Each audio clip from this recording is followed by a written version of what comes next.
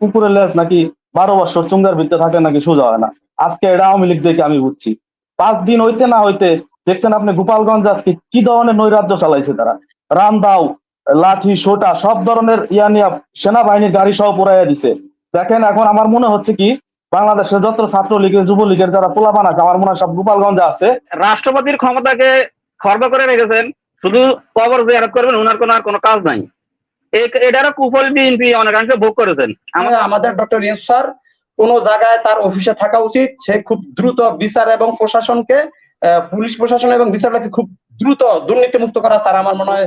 17 বছরে যে ফ্যাসিস্ট সরকারের সময়কালীন যারা প্রধান বিচারপতি ছিলেন, এবং এর মধ্যে একজন বিচারপতি নাম আমি উল্লেখ করতে চাচ্ছি, তিনি কথায় কথায় বলেন যে বাংলাদেশে নাকি 4 লক্ষ 5 লক্ষ রাজাকার আছে বর্তমানে।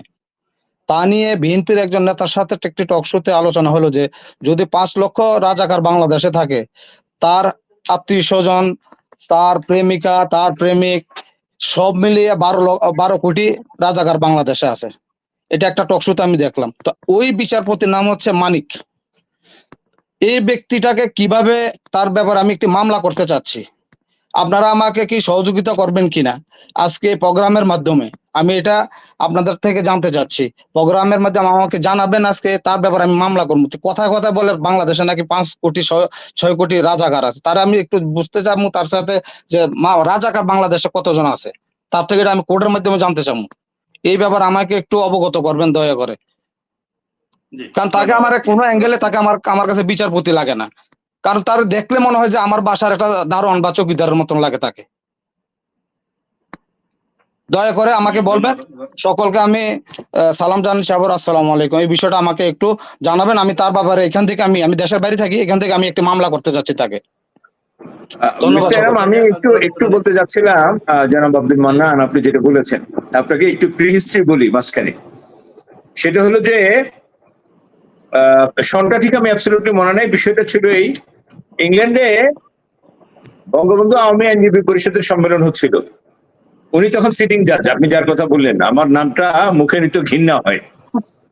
উনি তখন সিটিং জাজ, উনি তখন ওখানে গিয়েছেন আওয়ামী লীগের পক্ষে, ওনার কিছু লোক ছিল যাদেরকে উনি প্যানেলে প্রার্থী করার জন্য প্রস্তাব করেছেন। এইটা নিয়ে ওখানকার স্থানীয়, লন্ডনের স্থানীয় আওয়ামী লীগের সাথে তার কথাবার্তা হয়। এক পর্যায়ে তারা ইচ্ছা মতো তাকে মেরেছে, সাইজ করেছে। যাই হোক, উনি তার ওখানে কিছু করতে পারে নাই, তার জামা কাপড় ছিঁড়ে তাকে ইস্ট লন্ডনের রাস্তায় টেমস নদীর তীরে ছেড়ে দিয়েছে। আব্দুল মান্নান, আমি শেষ করি। এরপরে উনি তো ওখানে লন্ডনে আর কিছু করতে পারে নাই, যারা তাকে মেরেছে, সাইজ করেছে, কাপড় খুলে দিয়ে টেমস নদীর তীরে ছেড়ে দিয়েছে, তাদের বিরুদ্ধে উনি বিমানবন্দর থানায় একটা মামলা করেছেন। তখন অবশ্যই বিমানবন্দর থানা ছিল না। যাই হোক, তো ওই থানায় মামলা করেছেন, বিমানবন্দর সেই থানায় দিয়ে। পরে ওই যারা মেরেছে তারা কোন এক সময় বউ বাচ্চা নিয়ে যখন ঢাকায় ফিরছে, তখন তাদেরকে অ্যারেস্ট করা হয়েছে। সে গল্পটা ভিন্ন। সবসময় আমি এটা নীতি কথা না, তারপরে বলতে ইচ্ছে করছে, মান্নান ভাই দুঃখ দেখে, মামলা করে তারা যে শক্তি দিয়ে জমির দখলে থাকতে পারে না, যে শক্তি দিয়ে টাকা রিকভারি করতে পারে না, তাকে মামলা করতে হয়। আপনি যেটা করতে চাইছেন, মামলা করে রিমিডি হবে না, অন্য কোনো রিমিডি আছে কিনা আমি জানি না। হ্যাঁ, তবে আপনি যে অন্যায়ের প্রতিকার চেয়েছেন, এই অন্যায়ের প্রতিকার আইনে নাই। Thank you. আচ্ছা, আমি যেটা বলতে চাচ্ছিলাম মনির ভাই, একটা সেকেন্ড। এই ইয়েতে যে আর্মির যে অনেকগুলো লোক, 57 জন অফিসারকে, 21 অফিসার বাংলাদেশের হত্যা করা হয়েছে, এই বিচারটা যেন এই সরকার থাকা অবস্থায়, জনাব ডক্টর ইউনূস উনি থাকা অবস্থায় যেন এই বিচারটা আমরা দেখতে পাই, চোখে সম্পূর্ণ হয়, এবং এটা যেন আমরা দেখে যেতে পারি। দয়া করে এই জিনিসটা জনাব ডক্টর ইউনূস সাহেবকে একটু আপনারা ইয়ে করবেন, জানাবেন, সহযোগিতা করবেন। ওকে, আসসালামু আলাইকুম। ধন্যবাদ মনির ভাই সহ সকল আলোচককে আমার সালাম, আসসালামু আলাইকুম। এই ছাত্র জনতার অভ্যর্থনে আজ দেশ স্বাধীন হয়েছে। এই স্বাধীনতার ফল যেন আমরা সবাই ভোগ করতে পারি, আমাদের আর যেন ভোটের অধিকার হারাতে না হয়, আর যেন আমরা ন্যায় বিচার থেকে বঞ্চিত না হই, আর যেন দেশ থেকে কেউ টাকা পাচার করতে না পারে। এটা এই বর্তমান যে সরকার আছে, এমন ভাবে যেন সংবিধান নতুন করে সংস্কার করা হয়, যেন দেশের মানুষ আর যেন তার ভোটাধিকার থেকে আর কোনোদিন যেন বঞ্চিত না হয়। দেখেন, আমি একটা জিনিস জানতাম যে কুকুরের লেজ নাকি 12 বছর চুঙ্গার ভিতরে থাকে নাকি সোজা হয় না। আজকে এটা আওয়ামী লীগ দেখে আমি বুঝছি। 5 দিন হইতে না হইতে দেখছেন আপনি গোপালগঞ্জ আজকে কি ধরনের নৈরাজ্য চালাইছে তারা। রামদাও, লাঠি, সোটা সব ধরনের ইয়া নিয়ে সেনাবাহিনীর গাড়ি সহ পোড়াইয়া দিছে। দেখেন এখন আমার মনে হচ্ছে কি, বাংলাদেশের যত ছাত্রলীগের যুবলীগের যারা পোলাপান আছে আমার মনে হয় সব গোপালগঞ্জে আছে, এবং এখানে জয় তাদের ওখান থেকে অর্থনৈতিক ভাবে তাদেরকে ইয়া করতেছে, সাপোর্ট দিতেছে। সেনাবাহিনীর উচিত আজকে সে সেনাবাহিনীর গাড়ি পোড়াইছে, ওখানে একটা অভিযান করা উচিত। ওখানে যারা এই সাংগঠনিক ইয়া আছে, নেতারা আছে আওয়ামী লীগের, তাদেরকে অতি দ্রুত আইনের আওতায় আনা উচিত। দেখেন কি নির্লজ্জ হইলে 5 দিন না যাইতে যাইতে আজকে সে কোনো দেশে যাইতে পারতেছে না, না যাইতে পারতেছে আপনার আমেরিকা না ইউরোপের কোনো কান্ট্রিতে তার ঠাই দিতেছে না। এখন ভারত চাইতেছে তার বাংলাদেশে নতুন করে পুশব্যাক করার জন্য। এই পুশব্যাক করার সুযোগ দেওয়া যাবে না। এখানে তারা দীর্ঘ 16 বছরে যে এই ইয়া করছে, এই দুর্নীতি করছে, তাদের হাতে এখন বহুত অর্থনৈতিক ভাবে তারা বহুত সফল। তারা চেষ্টা করবে বাংলাদেশে যে বিভিন্ন মন্দির মাদ্রাসা, বিভিন্ন এই মন্দির ইয়াতে গির্জায় তারা হামলা করে এই আওয়ামী লীগের লোক দিয়া এটা দেশে একটা অনারাজ্য সৃষ্টি করবে।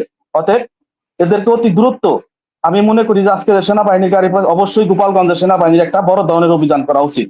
ধন্যবাদ মনির ভাই। সালাম। ধন্যবাদ আপনাকে। ধন্যবাদ মনির। ধন্যবাদ এনাম ভাই এবং সম্মানিত আলোচক বৃন্দ, আসসালামু আলাইকুম। আপনাদের মনে আছে কিনা বিচারপতি শাহাবুদ্দিনের কেয়ারটেকার সরকারে ব্যারিস্টার ইশতিয়াক আহমদ নির্বাহী বিভাগ থেকে বিচার বিভাগ থেকে আলাদা করার জন্য একটা ফাইল তৈরি করেছিলেন, কিন্তু খালেদা জিয়া নির্বাচনের পরে খালেদা জিয়া বলেছিলেন যে এই কাজটা আমরা করব, কিন্তু খালেদা জিয়া এরপরে এই কাজটা করেন নাই, কিন্তু এর কুফলটা পুরোপুরি বিএনপি ভোগ করেছে। এরপরে রাষ্ট্রপতির ক্ষমতাকে খর্ব করে রেখেছেন, শুধু কবর জিয়ারত করবেন, ওনার কোনো কাজ নাই। এটারও কুফল বিএনপি অনেকাংশে ভোগ করেছেন। আমাদের রাজনৈতিক দলগুলা শিক্ষা গ্রহণ করে না ইতিহাস থেকে।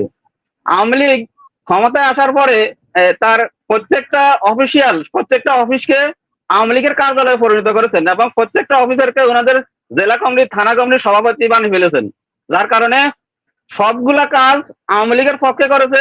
যারা আওয়ামী লীগের বিপক্ষে কাজ করে তাদেরকে বিভিন্ন রকম শাস্তি দিয়েছে, আনাগর সৃষ্টি করেছে। ডিএমপি অফিসের মধ্যে আনাগর আছে। এখন আমাদের সন্দেহ হচ্ছে গণভবনে আনাগর আছে কিনা, এটা পরীক্ষা করা দরকার।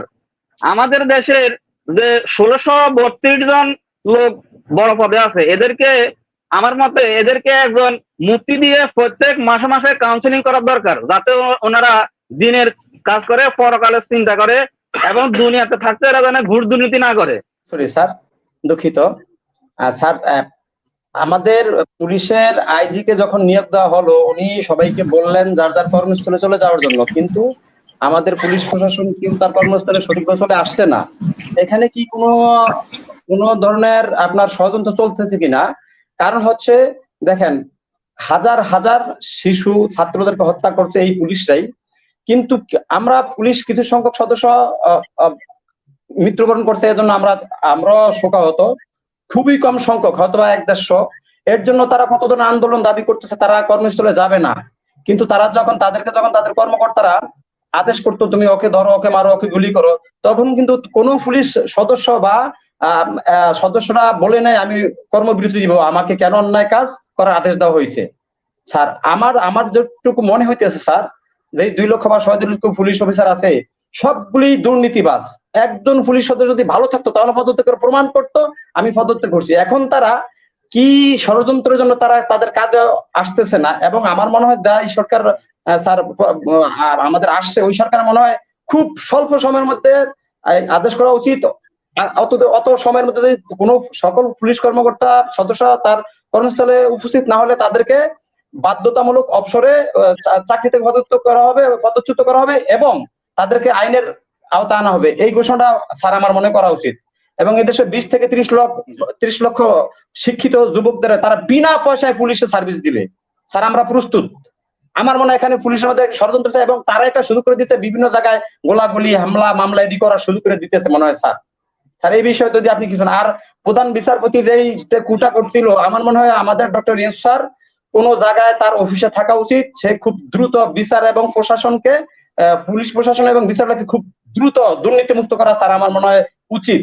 আপনি এই বিষয়ে যদি তাদেরকে কিছু বলেন, না হলে তারা কুফ করতে থাকবে। স্যারকে, ডক্টর ইউনূস স্যারকে প্লেনে হেলিকপ্টার রেখে তারা কুফ শুরু করছে স্যার, বিশাল ষড়যন্ত্র স্যার চলতেছে। আর এই ফাঁকে হিন্দুরা দেখেন, হিন্দুর কিছু নাম দিয়ে বিভিন্ন জায়গায় লালমনিরহাটে, শাহবাগে তারা আবার একটা আন্দোলন শুরু করতেছে, এবং আমি এক তথ্য সূত্রে জানলাম আওয়ামী লীগের লোক এদের সাথে মিলেমিশে এই কাজগুলো করতেছে, এবং তারা দেশের বিরুদ্ধে একটা বড় ধরনের স্যার হামলা করবে, সন্ত্রাসী করার পরিকল্পনা করতেছে, দেশকে বিভ্রান্ত করা। স্যার আমি এই বিষয়ে সরকারের কাছে কিছু আপনি বলেন খুব দ্রুত, আগামী দিনের মধ্যে যদি সকল পুলিশ তার কর্মস্থলে না যায়, তাহলে তাদেরকে চাকরি থেকে কর্মচ্যুত করে এবং তাদেরকে অ্যারেস্ট করে তাদের আইনের আওতায় আনাবে।